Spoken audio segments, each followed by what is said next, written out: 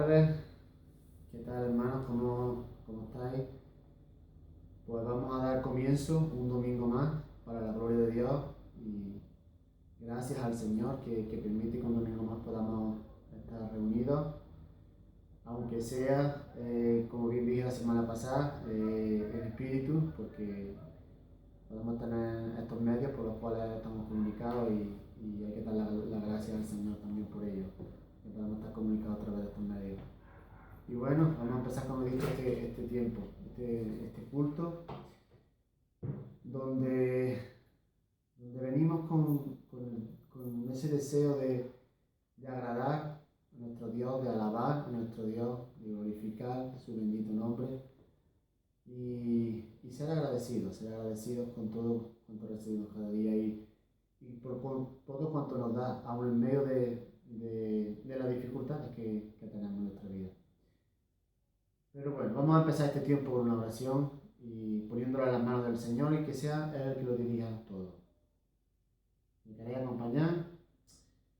Pues Padre amado, gracias mi Señor, gracias porque tú eres un Dios bueno, misericordia es grande cada día, Señor, es nueva cada día, mi Dios.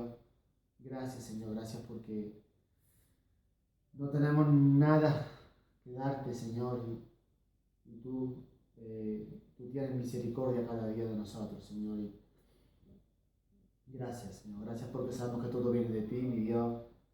Sabemos que tú haces posible todas las cosas, mi Señor, y te pido en este día, Señor, que tú dirijas este tiempo, Señor, este culto, Señor, en el que venimos a darte culto a ti, Señor, el único merecedor de toda gloria, de toda honra, de todo poder, Señor. Te pido que tú dirijas este tiempo, Señor, y que tú dirijas la predicación que va a ser presentada esta tarde a través de nuestro hermano José, Señor. Que tu Espíritu Santo lo guíe, Señor, y le dé las palabras correctas, mi Dios, y la alabanza, Señor, y cada una de las cosas que se hagan en este día, mi Dios.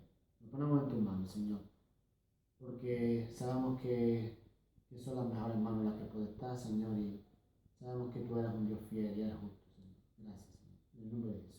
Amén. Amén. Bueno, pues yo quería en esta tarde compartir con vosotros un salmo, el Salmo 90.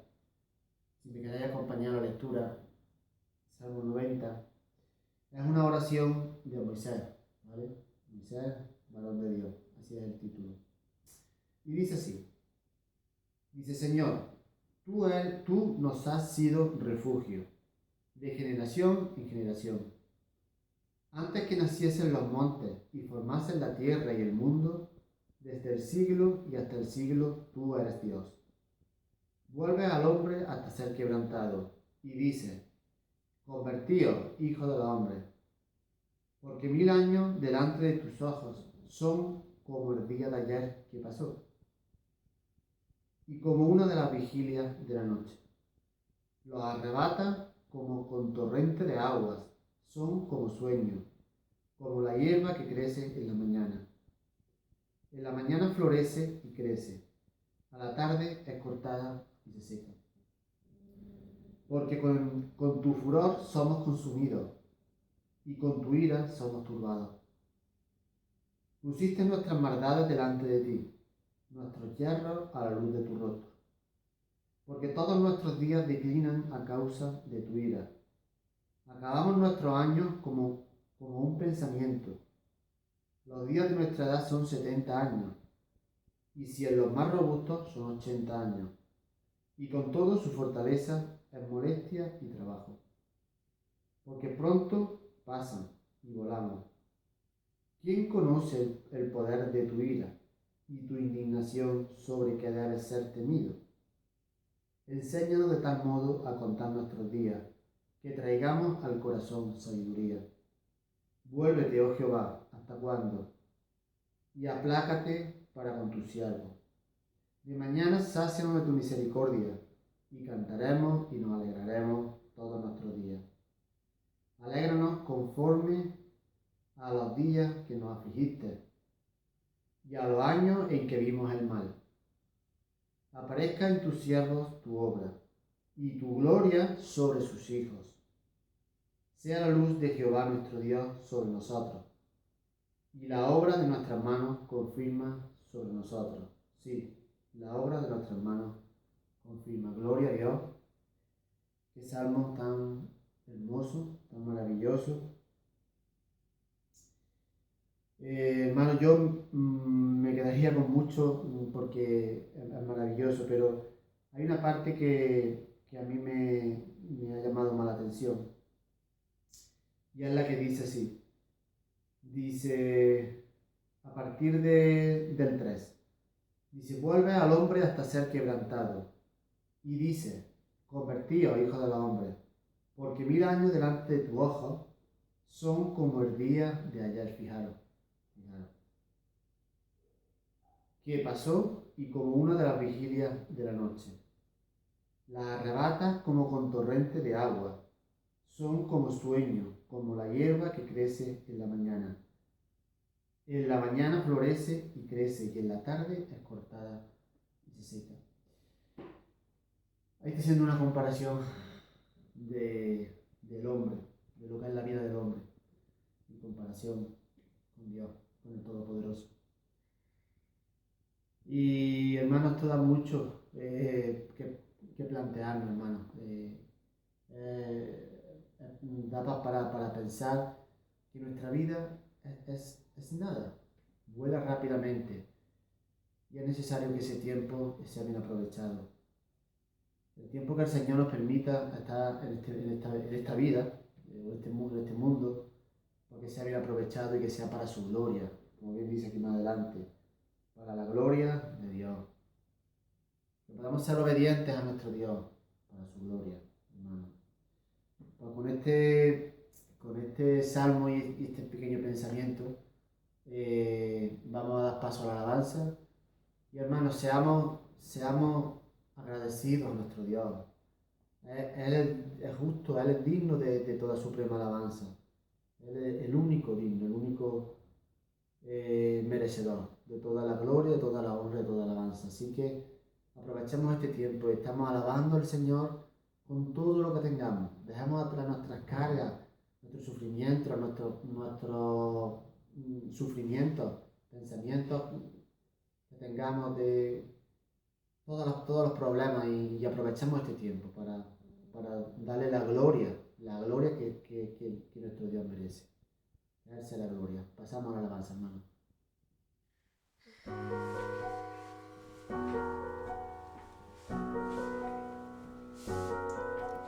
La única razón de mi adoración eres tú, mi Jesús.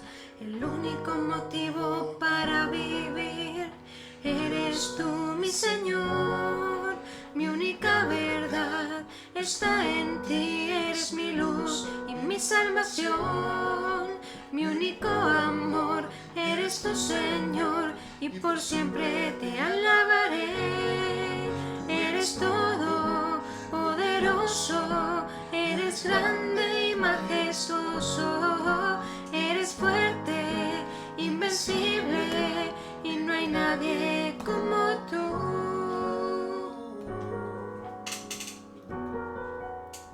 Solo tú. La única razón de mi adoración eres tú, mi Jesús. El único motivo para vivir eres tú, mi Señor. Mi única verdad está en ti, eres mi luz y mi salvación. Mi único amor eres tu Señor, y por siempre te alabaré.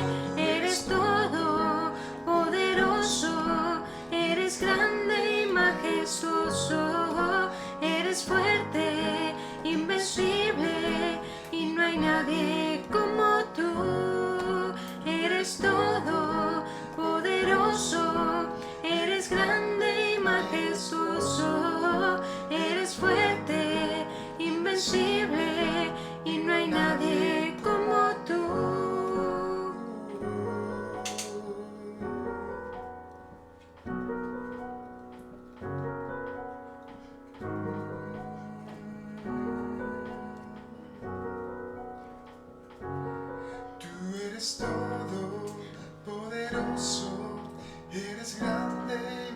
majestuoso, eres fuerte, invencible, y no hay nadie como tú. Tú eres todo poderoso, eres grande y majestuoso, eres fuerte, invencible, y no hay nadie como tú.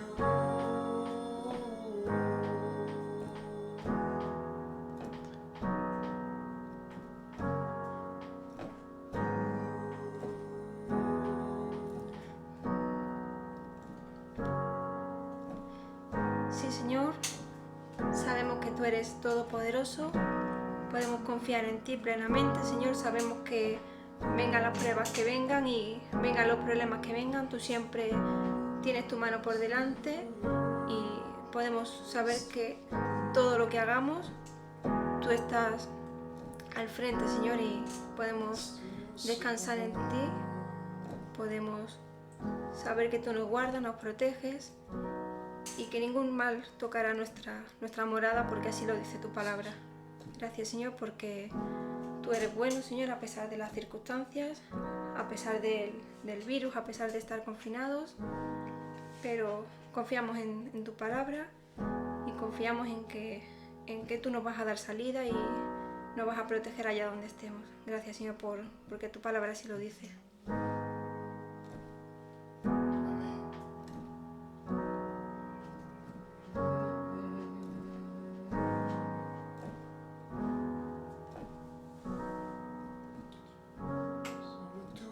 Jesús, solo tú, mi Jesús,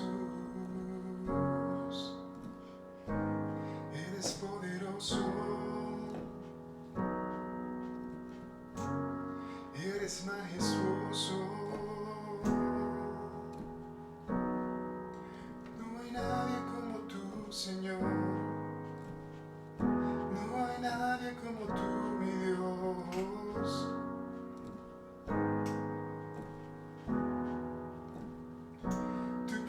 Sin igual, Señor.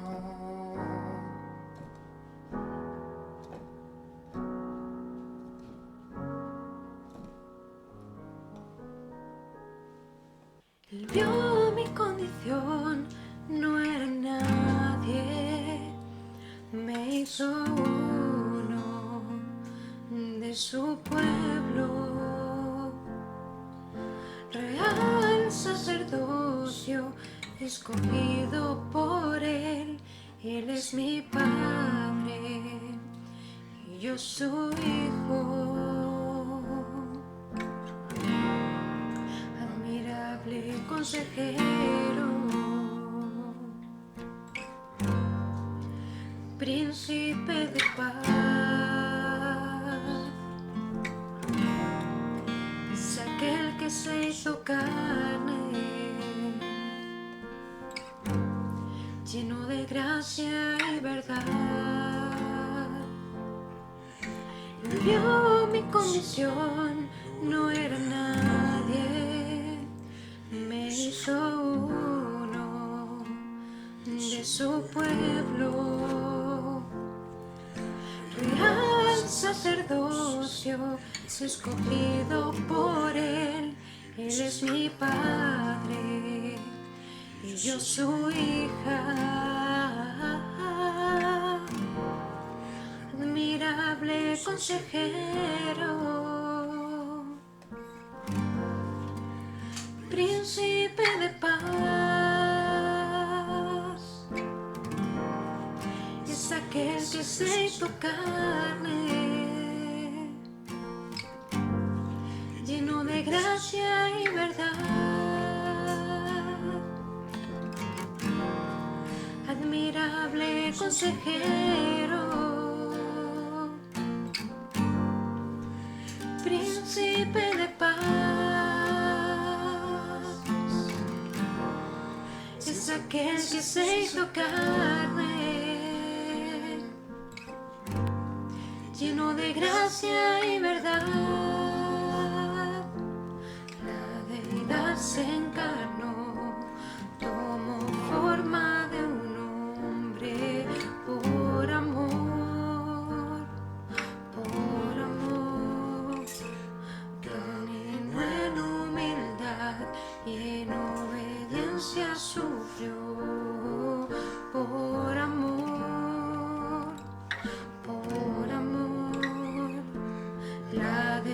se encarnó, tomó forma de un hombre por amor,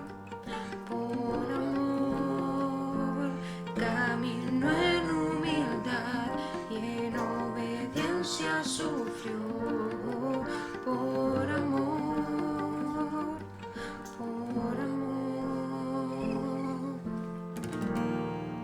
Admirable consejero, príncipe de paz, es aquel que se hizo carne, lleno de gracia y verdad. Admirable consejero, príncipe de paz, es aquel que se hizo carne, lleno de gracia y verdad.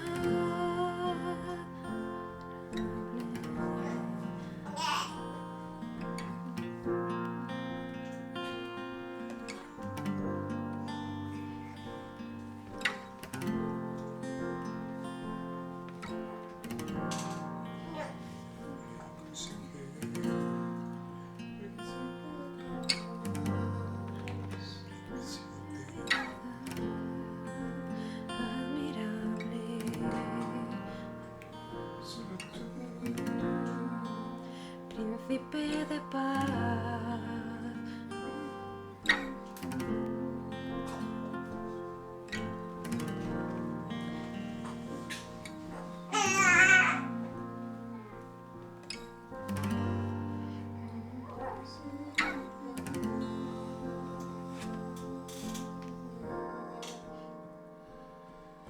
es el amor.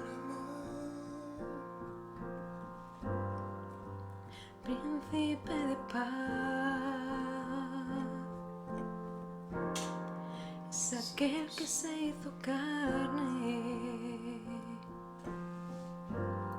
lleno de gracia y verdad.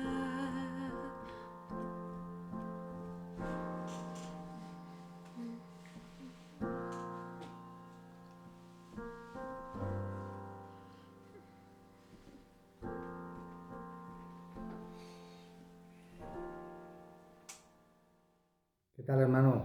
Muy buenas tardes a todos.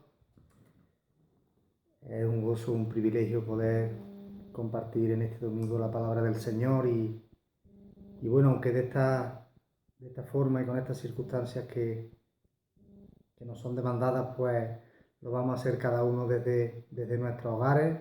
Yo estoy aquí en el hogar de mi hermano Javier, que me ha cedido amablemente su hogar y bueno, pues vamos a tratar con la ayuda del Espíritu Santo de llevar la palabra del Señor a cada uno de vuestros hogares, tratar de predicar la palabra con fidelidad, tratar de hacer honra con el texto bíblico y que bueno, pueda bendecir cada uno de vuestros hogares y pueda seguir ministrando y llenando de gozo cada vida de mis hermanos. Deciros que os extraño, que echo de menos los cultos dominicales, la comunión, pero bueno, estamos viviendo tiempos difíciles y pedimos al Señor que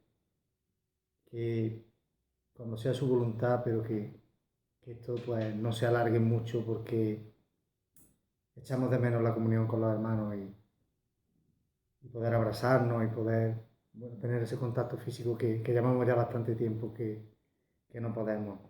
Así que dicho esto, pues vamos a arrancar con el mensaje de hoy y me gustaría que abriéramos todo el que tenga su Biblia, creo que todos tendréis en casa Biblia, en el Salmo 1.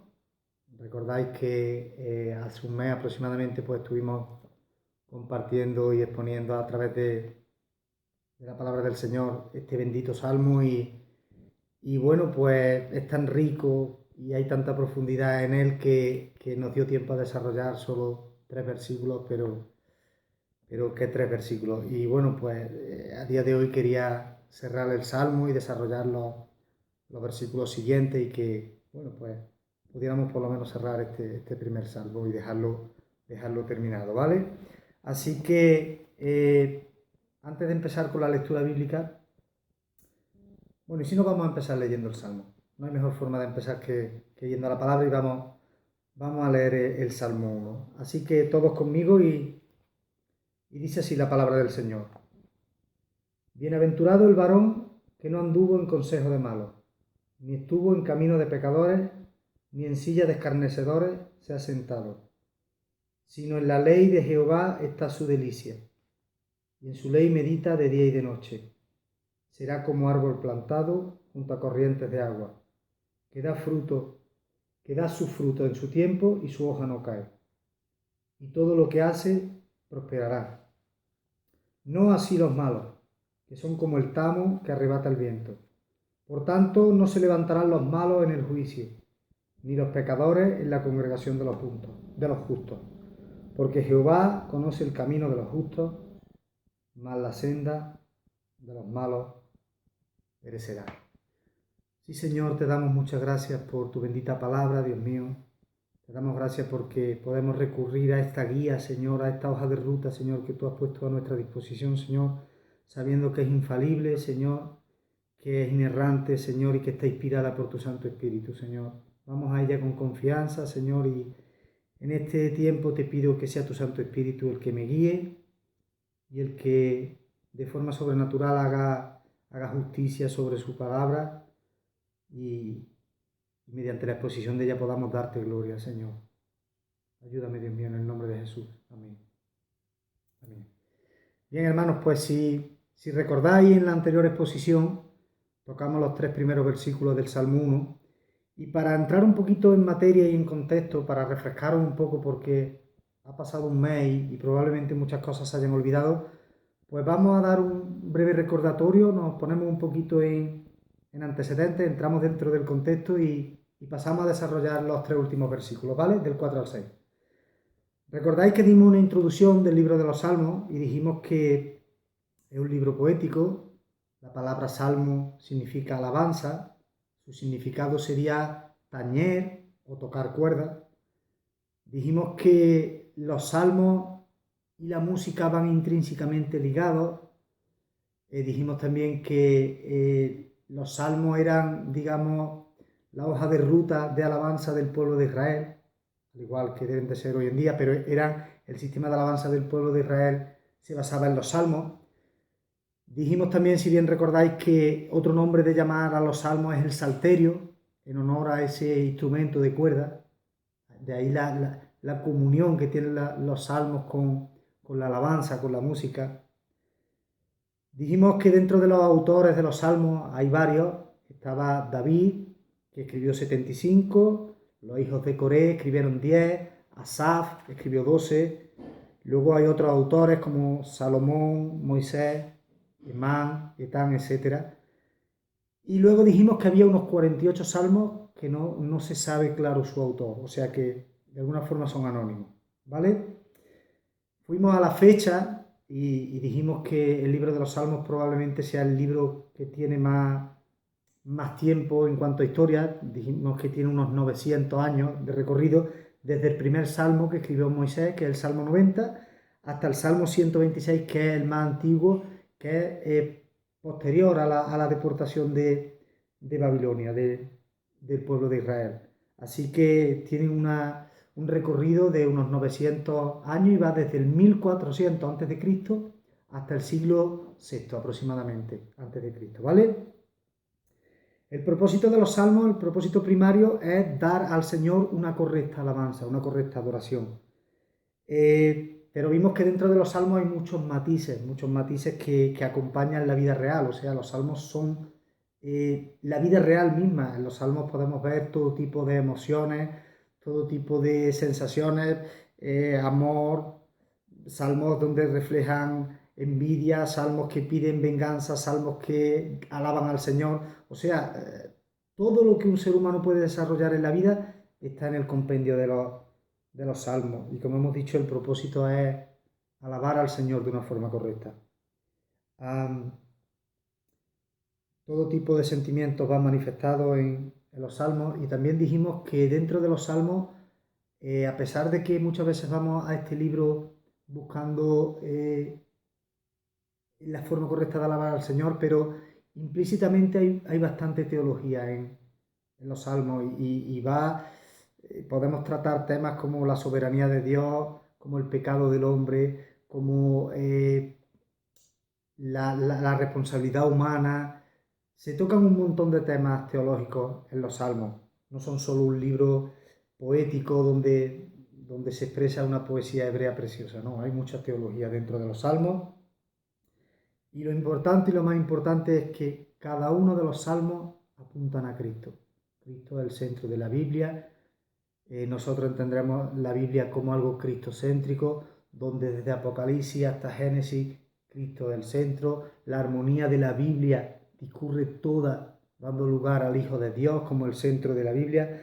Y los salmos, evidentemente, cada uno de los salmos apuntan a Cristo. Es verdad que hay salmos que se ve de una forma más tangible, de una forma que conforme entramos vemos claramente que está hablando de Cristo, y otros a lo mejor no lo vemos tan claramente, pero cuando empezamos a escudriñar un poco y a estudiar el Salmo, vemos que siempre apunta a Cristo. Dentro de los Salmos se nos narra prácticamente todos los eventos o la mayoría de eventos de la vida de Cristo, desde la encarnación, desde el sufrimiento, desde su muerte, desde su resurrección. Hay un montón de salmos que nos van apuntando en esa dirección. Por tanto, y concluyendo esta introducción, los salmos son un tesoro, una riqueza grandísima. Es un libro donde podemos beber de ese agua de sabiduría celestial, y es algo donde podemos gozarnos, donde podemos deleitarnos, donde vemos cómo la alabanza bíblica fluye, cómo los hombres del Señor, los autores inspirados, pues en cierta forma siempre daban la gloria al Señor a pesar de todo por donde estaban pasando, como cada uno de nosotros. Había sufrimiento en los autores de los salmos, y de qué forma, al igual que en la vida nuestra, pero fijaros cómo eso no impedía adorar, alabar, dar gloria al Señor y ponerlo en lo más alto de su vida. Así que de la misma forma, pues me gustaría que entrásemos a la palabra del Señor, y nuestra mente en este tiempo aparte todo pensamiento, toda distracción, y nuestros 5 sentidos estén centrados en lo más importante que es la palabra del Señor. Amén. Dijimos que el Salmo 1 es un salmo bastante peculiar porque es una introducción al libro de los Salmos. Hay autores que piensan que el Salmo 1 como tal no existió, sino que es una adhesión o una introducción al Salmo 2. Hay diferentes posiciones en cuanto a eso, pero nosotros no vamos a entrar en esos pleitos, en esa controversia. Simplemente pues vamos a tratar de estudiarlo sabiendo que se puede dividir en dos partes el Salmo 1. Desde el versículo 1 hasta el versículo 3 pues nos habla del carácter de la bienaventuranza que tienen los justos, todos aquellos que pertenecemos al Señor, de las promesas. Y desde el 4 hasta el 6 nos hace el contraste, la contraposición. Nos habla del carácter de las personas que no están en el Señor, de aquellos que le dan la espalda, y luego nos dice el destino que van a tener. Si recordáis, hablamos de lo bienaventurado que es el varón que no anda en camino de pecadores, ni de malos, ni de escarnecedores. Dijimos que se deleita en la ley de Jehová, que es su bendita palabra. Él ama porque ha nacido de nuevo, obedecer la palabra del Señor, ser siervo de su Señor. Y luego en el versículo 3 nos hacía una preciosa metáfora David, que es el autor de este salmo, y comparaba al creyente, al nacido de nuevo, a la iglesia del Señor, la comparaba con los árboles. Pero dijimos que no eran árboles cualquiera que nacían de una forma, digamos, ¿cuál es la palabra, Señor? De una forma silvestre, por decirlo de alguna forma, que nacían por ellos mismos, sino que esos árboles tenían dueño, pertenecían a una plantación determinada, tenía quien los cuidara, quien los alimentaba, quien los sustentaba. Él hacía que esas corrientes de agua que explicamos en la anterior predicación y no quiero alargarme, pero Él proveía, Él traía la provisión a los suyos y cuidaba, como el buen agricultor cuida de su plantación, de sus árboles, el buen pastor, nuestro buen Dios y su Hijo Jesucristo cuidan de nosotros, proveen de todo lo necesario y en el día a día ellos pues nos ayudan a perseverar en la fe. Así que, sin más preámbulos, una vez entrado un poquito en contexto, pues me gustaría pasar a desarrollar desde el versículo 4 hasta el 6. Voy a leer brevemente los versículos del 4 al 6 y entramos en materia. Dice el versículo 4, no así los malos, que son como el tamo que arrebata el viento. Por tanto, no se levantarán los malos en el juicio, ni los pecadores en la congregación de los justos. Porque Jehová conoce el camino de los justos, mas la senda de los malos perecerá. Con la ayuda del Señor vamos a tratar de desarrollar cada versículo, entrando en el análisis de algunas palabras peculiares y dando significado a lo que quiere decir cada versículo, ¿vale? Para que así de esa forma podamos entender mejor el texto bíblico. El versículo 4 dice, no así los malos, que son como el tamo que arrebata el viento. Bien, fijaros de qué forma se encabeza esta segunda parte del Salmo, ¿no? Muestra la situación lamentable de los malos, en contraste con lo que en los 3 primeros versículos ha hablado de los justos, ¿no? Tenemos que entender, como dije en la anterior predicación, que los malos, en este pasaje y en este contexto explícitamente, se está refiriendo al primer escalón de la maldad, por decirlo de alguna forma. Dentro de la maldad humana hay varios escalones donde el ser humano se va corroyendo cada vez más y, por decirlo de alguna forma, el primer escalón sería los malos, tal y como cita aquí el pasaje, el salmista, ¿no? Estaban los malos, estaban los que andaban en camino de maldad y luego como último escalón estaban los escarnecedores, que eran aquellos que se jactaban, que hacían escarnio con las personas, que sentaban cátedra. ¿Recordáis lo que era sentar cátedra? Ocupaban asientos de maestría que no le corresponden y que enseñaban mensajes totalmente contrarios a la palabra del Señor. Pues bien, el salmista nos habla de los malos, digamos, el primer escalón de la maldad. Aquellos que de alguna forma vienen vestidos de luz o tratan de vestirse de luz, aconsejando tal y como ellos creen, pero de una forma que es totalmente contraria a la palabra del Señor. Así que a ese tipo de personas se está refiriendo aquí en el versículo 4, no así a los malos. Tenemos que tener en cuenta una cosa, que la traducción que se hace tanto en la Septuaginta como en la Vulgata de este primer encabezado del versículo 4, no así los malos, el traductor hace mucho más énfasis. Y la traducción que hace no es la misma, sino que hace más énfasis. Dice, no así los malos, no. O sea, él acentúa con una doble negación. Es una figura gramatical, una figura literaria típica del hebreo, del hebraísmo, el cual hace énfasis en la doble no, para hacer un matiz mucho más cruento, mucho más enfático, ¿vale? El propósito de este recurso literario tiene la finalidad de expresar que todas las bendiciones que durante los 3 primeros versículos cita el salmista para los redimidos, de ninguna forma podrán pasar a ser de las personas que dan la espalda al Señor, ¿vale? Y eso, tengamos claro que cuando está hablando de los malos, está hablando de las personas que ocupan ese primer escalón en la rampa de la maldad, ¿no? De esas personas que están empezando con su vida de una forma rebelde y a darle la espalda al Señor. La segunda parte del versículo dice que son como el tamo que arrebata el viento. En primer lugar, se nos está describiendo el carácter de los malos. Son como el tamo. ¿Qué es el tamo?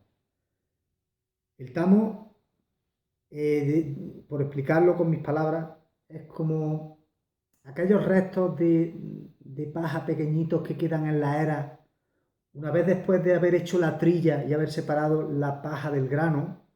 El grano se separa, que es lo que sirve, es lo que realmente tiene rendimiento. La paja, los trozos de paja más grandes incluso pueden servir para ser alimento para las bestias y alguna finalidad más, y eso las personas que tienen que ver con la agricultura saben más que yo.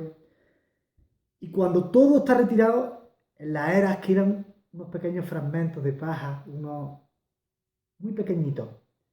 Eso es el tamo. A eso se refiere. Ese es el carácter de los malos, como el tamo.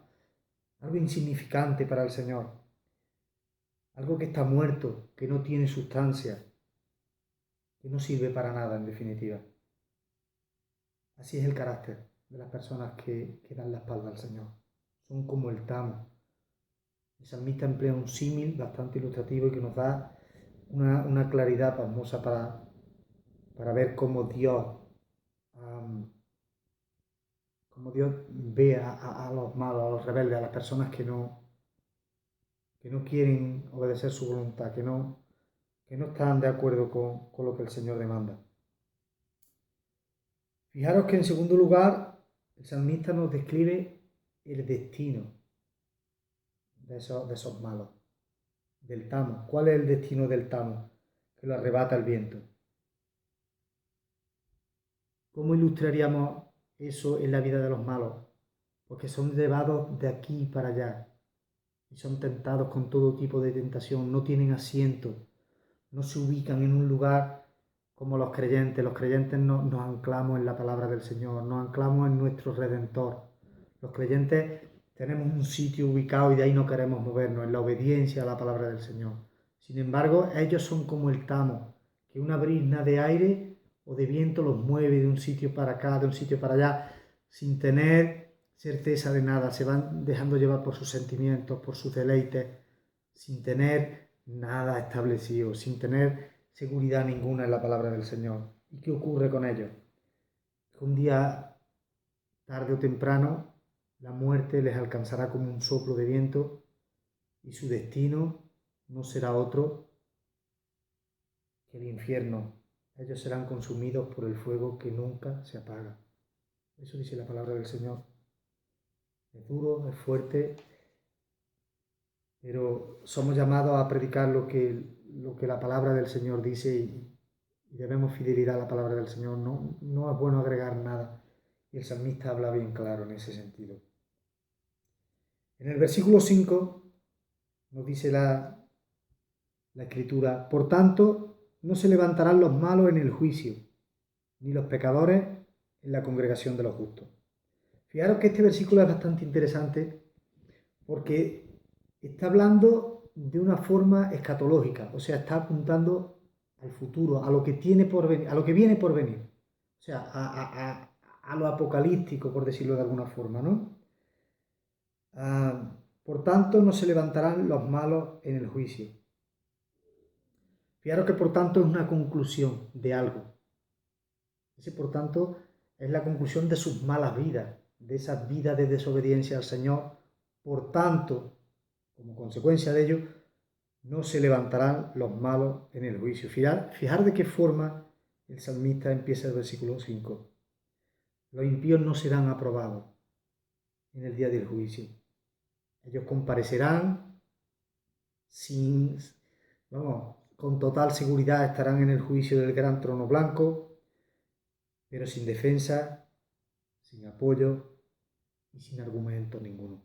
Ellos no podrán argumentar nada en su defensa, no dispondrán ni de abogado ni siquiera, porque Jesucristo es el abogado de los justos. Jesucristo es el abogado de los suyos, de los que le aman, de los que le obedecen, de los nacidos de nuevo. Los malos no podrán levantarse debido al peso del pecado. Cristo les mostrará su vida y ellos reconocerán el pecado y reconocerán que es justo el castigo de ese juicio. Tendrán un peso de culpabilidad tan grande que no se podrán erguir, no se podrán levantar, no podrán levantar sus cabezas y mirar al Señor Jesucristo. Eso está diciendo el versículo. esta primera parte de ese versículo. No levantarán los malos, no se levantarán los malos en el juicio. Y la segunda parte nos dice, ni los pecadores en la congregación de los justos. También está apuntando de forma escatológica, también está apuntando al cielo, está apuntando al reino del Señor Jesucristo, a la nueva Jerusalén. Los justos tienen la certeza total de que ningún malvado, de que ningún malo, de que ningún rebelde, de que ningún pecador podrá morar en el cielo. No habrá pecadores en la congregación de los justos, en el cielo. Está apuntando al cielo. Ahí podemos tener la certeza de que solo habrá personas nacidas de nuevo, redimidas por la obra del Señor Jesucristo en la cruz. Decimos que es un texto escatológico porque a día de hoy y durante toda la historia de la Iglesia esto no se ha podido desarrollar, evidentemente, porque la palabra del Señor dice que el trigo y la cizaña andarán juntos. Y desde la historia de la Iglesia hasta nuestros días, y todo lo que quede por desarrollar hasta que venga Cristo, en las congregaciones, en las iglesias locales, el trigo se mezcla con la cizaña. Y en las congregaciones de los justos, aquí, en este lado de la gloria, donde todavía el tiempo es un tiempo crono, por decirlo de alguna forma, en las congregaciones está mezclado el trigo y la cizaña. Por tanto, en las congregaciones locales y en este tiempo sí que es verdad que los malos podrán, en cierta forma, acudir a las iglesias locales. Pero la palabra del Señor nos dice que llegará un día cuando seamos levantados en gloria por la obra del Espíritu, que viviremos en perfecta comunión con el Señor. Nos libraremos de este cuerpo de pecado, de este envoltorio.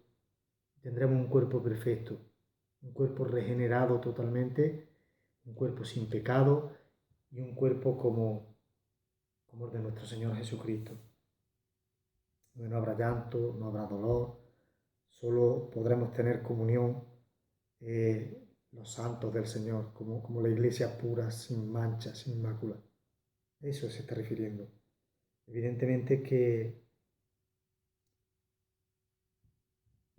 aquí y ahora se mezclan, por decirlo como decía Spurgeon. Spurgeon tiene una frase muy bonita que dice que en las iglesias locales se mezclan los diamantes del Señor con los guijarros del mundo. O sea, los guijarros son las piedras. Es como una mina de diamantes donde se escarba y salen diamantes, pero también se escarba y salen guijarros. Estamos mezclados. Pero en la iglesia, en la congregación de los santos, de los justos, como dice la Escritura, se está refiriendo al cielo. Allí solo estarán las personas redimidas, las nacidas de nuevo. Los pecadores no pueden vivir de ninguna forma en el cielo. Sería como tratar de que un pez viviera fuera del agua. No es su hábitat, no es su medio. Ellos aman desobedecer al Señor, ellos son rebeldes al Señor. Sus vidas no quieren que nadie sea el Señor de su vida. Son ellos mismos los que se coronan como señores de su vida, pero nosotros no. Nosotros hemos entregado nuestra vida a aquel que la entregó por nosotros primeramente y tenemos a alguien que ocupa su trono y que sigue ocupándolo por los siglos de los siglos. Y algún día estaremos con Él cara a cara, en nuestro hogar, en nuestra patria, en nuestro hogar, dulce hogar. Esa expresión me encanta. Anhelamos estar delante de la presencia de nuestro Señor. Anhelamos estar en ese tiempo donde no habrá otra cosa que hacer que adorar su bendito nombre. Y adorar, y adorar, y adorar, y alabarlo.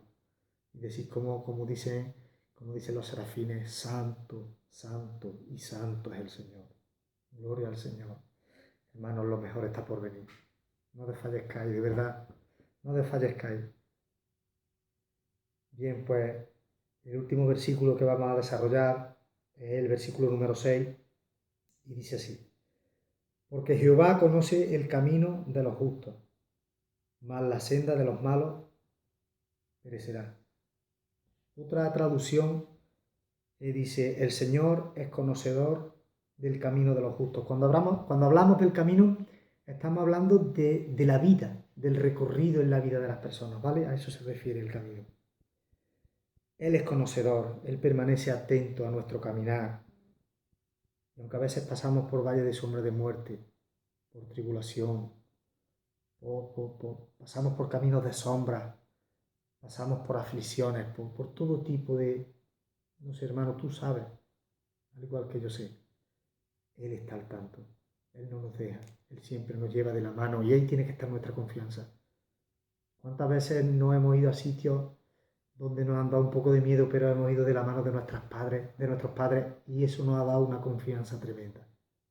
A pesar de que no estábamos seguros, pero ir caminando de la mano de nuestro Padre nos daba seguridad. ¿Por qué? Porque era nuestro Padre el que venía con nosotros. Cuanto más nuestro Padre eterno.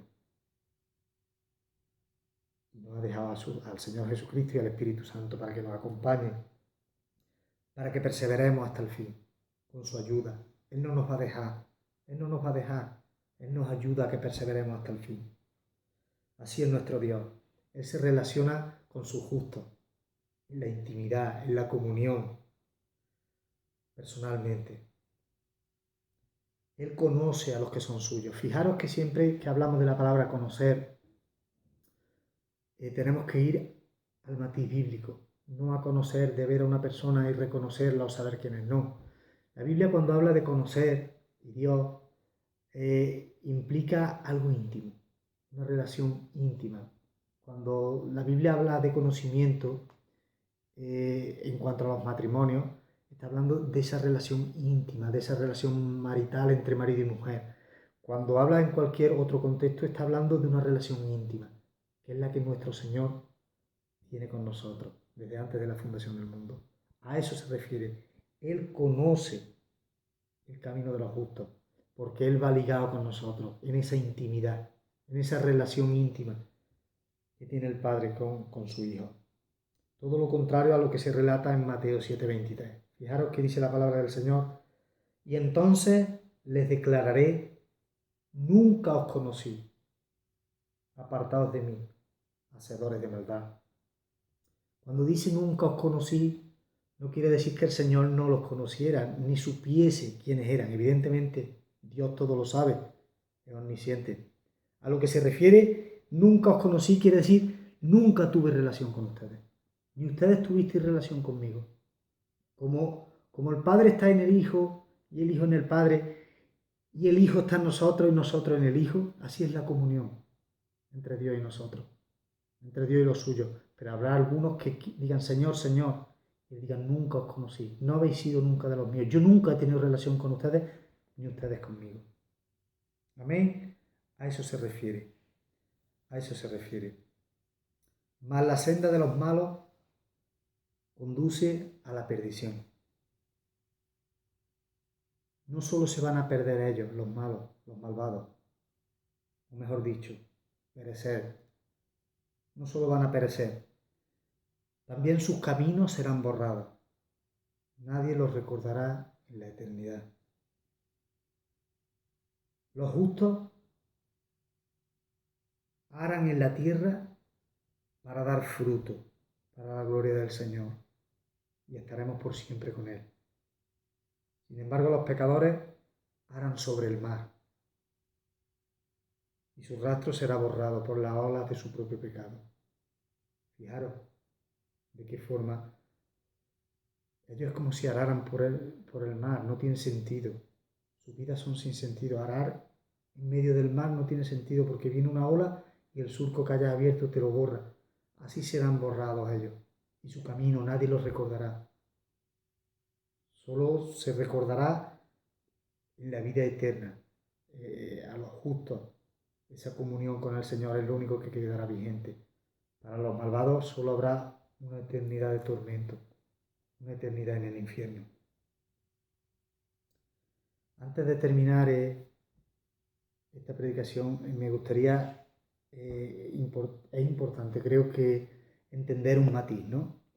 Hemos leído el Salmo y si no lo leemos con una dirección correcta, con una interpretación correcta, Si no tenemos discernimiento, parece ser que los que hagan cosas buenas serán salvos y los que hacen cosas malas son los que son condenados. Eso sería una doctrina bastante contraria a la Biblia, ¿no? Porque no somos salvos por obra. Cuando está hablando en los primeros 3 versículos el salmista y nos habla de aquellos que no andan por sendas de pecado, aquellos que deleitan, es porque han nacido de nuevo.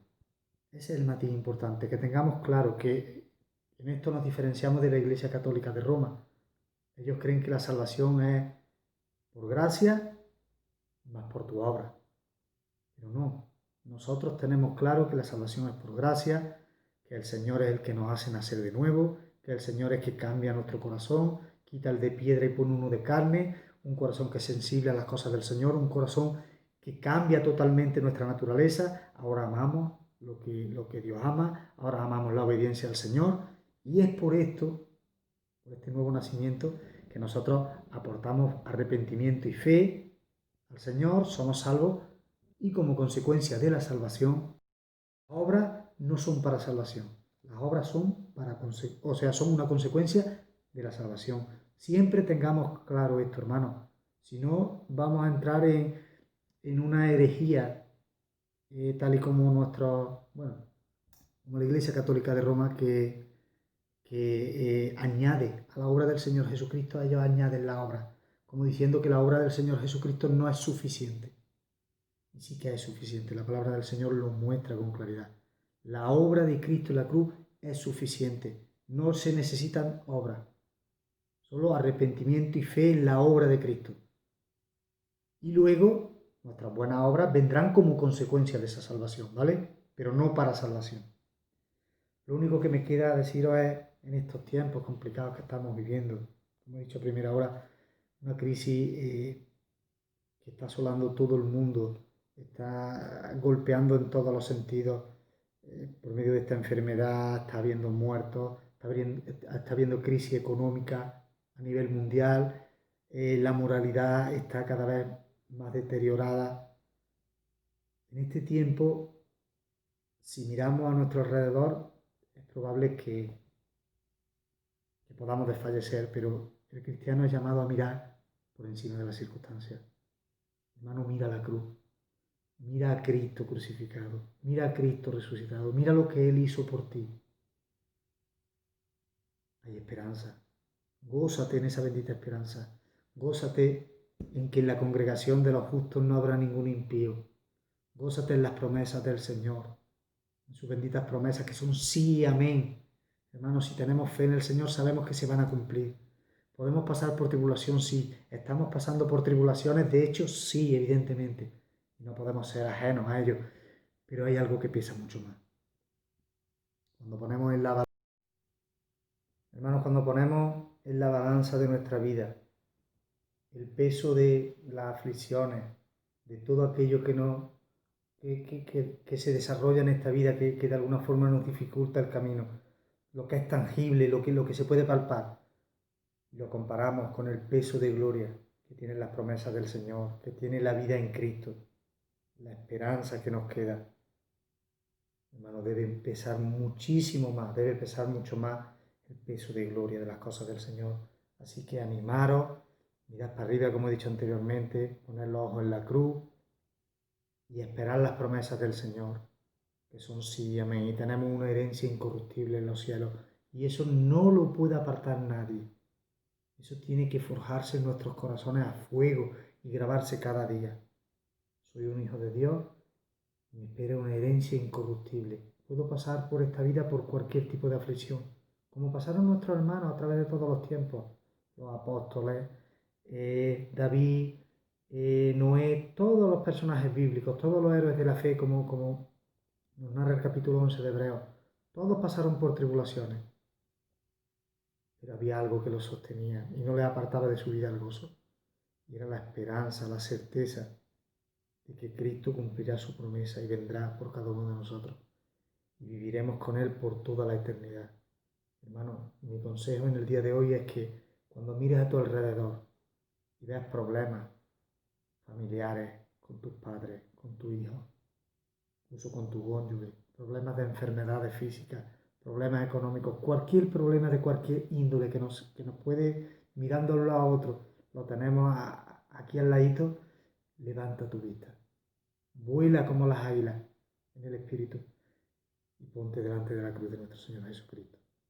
Y mira lo que Él ha hecho por ti y por mí. Ánimo, no desesperes. El Señor es fiel.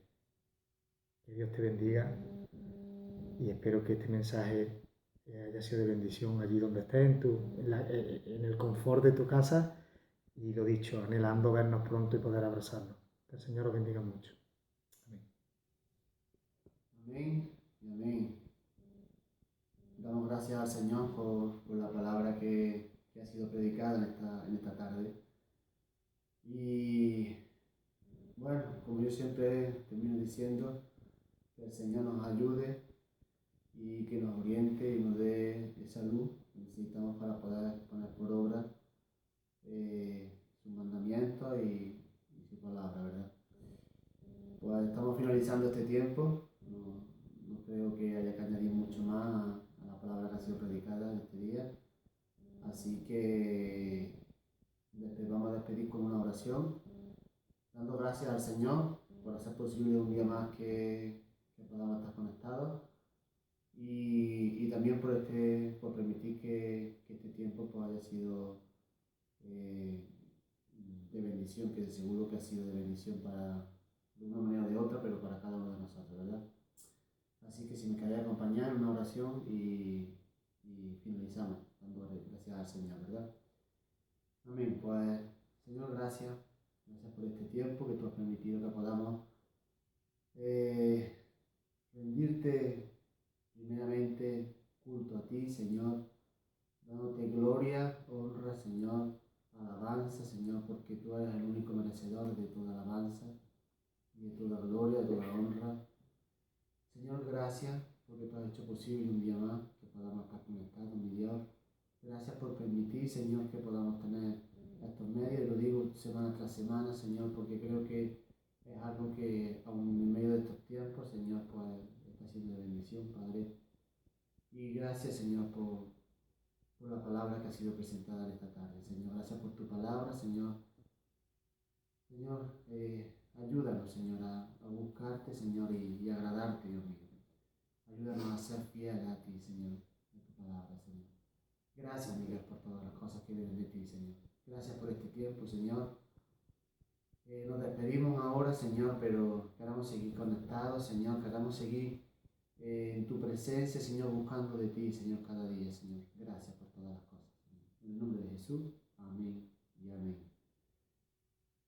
Bueno, hermanos, pues, como bien he dicho, pues, estamos despedidos. Hemos puesto punto final a este tiempo y solo recordaros que el martes continuaremos, si Dios lo permite, con el discipulado que estamos haciendo los martes a las 8 de la tarde. Sería presencial, lo tendremos en nuestra congregación. Y el jueves seguiremos con la oración, si Dios lo permite. Así que nada, muchas gracias a todos por estar ahí y que el Señor